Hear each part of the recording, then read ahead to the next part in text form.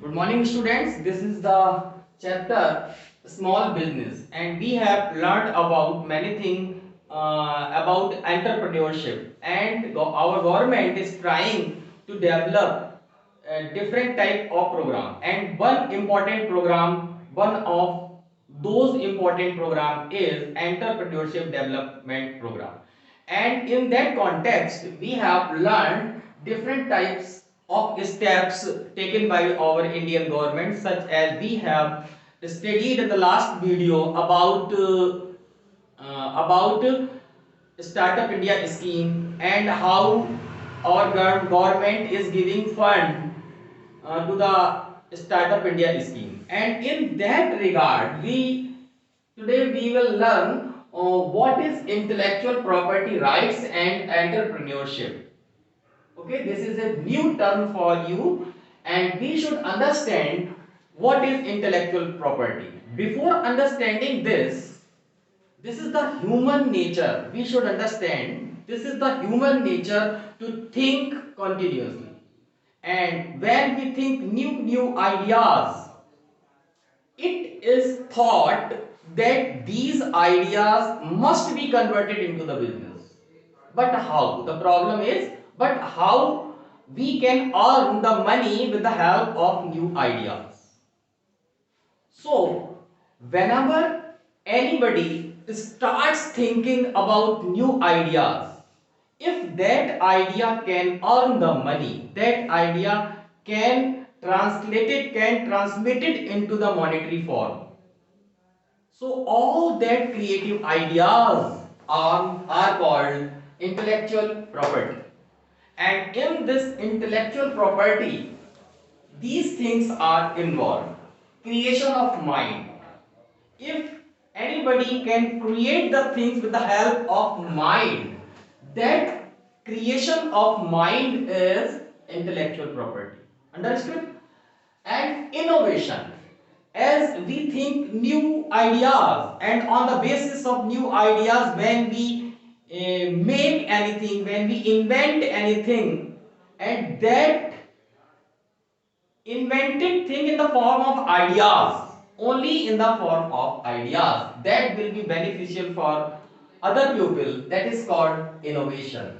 In the same way, if we write any book, any article for anything, that is literary thing, and artistic work also included in the intellectual property. In the same way, there are different types of symbols you have seen on different type of products, like ISI mark you have seen, and you have seen on the gold the hallmark. These are the symbols. And names, different types of names of the company or enterprises, and different type of images, all these things are called intellectual property. But one problem is there. Suppose anybody think new idea, or he created a literary work or artistic work, yeah, or he created symbols, names, images, etc. And any other person copied that symbols, that name. It means that person will get benefited, but that idea was not of his.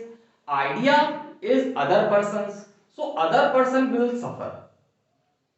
So we should register, we should have some right that nobody can copy.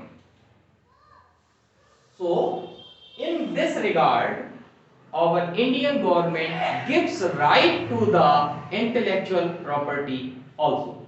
Okay, so we should understand what are the intellectual property rights and what are the benefits of these rights. The first one is it helps to protect the idea being copied by competitors. As we have discussed, whenever a person creates something with the help of new ideas, other persons in the market can copy, and after that they will get benefit while the idea is not of them. So if any person register their intellectual property, at that time other competitors in the market will be unable to copy the things. Okay. Now we will see the second point. It ensures that entrepreneur gets the sole ownership. When a person register their intellectual property, at that time that person, that businessman, that entrepreneur will feel secured, and at that time he will feel as he is the sole ownership, because he will be the only master of the intellectual property. Nobody will be able to copy, nobody will have any type of right on his property. Okay, I think you have understood. And as any businessman have a special type of confidence, in the same way the intellectual property owner will have same confidence. The next point is registered intellectual property access to finance. As in any business, when we do the business, we earn the profit, we earn the money. In the same way, when we have the right over intellectual property, we will also have the money, we will also earn the money. Okay. And the fourth point is registered intellectual property develops confidence and sense of security. When any person gets registered for the intellectual property, at that time he will have special confidence in themselves, and he will feel the feeling of security at that time, because nobody will have the right to copy the intellectual property. Okay. And the main thing is he will have confidence, and he will explore his business after getting the confidence.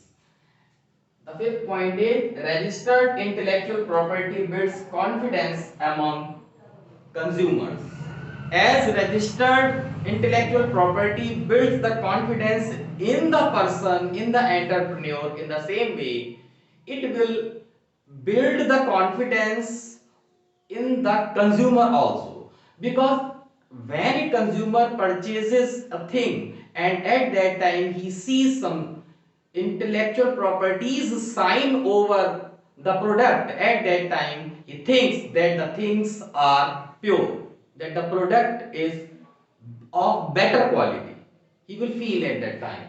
And so we can say he will build confidence in themselves to see the intellectual property symbol. And the sixth and last point is it helps entrepreneurs to expand their business by licensing and franchising ideas.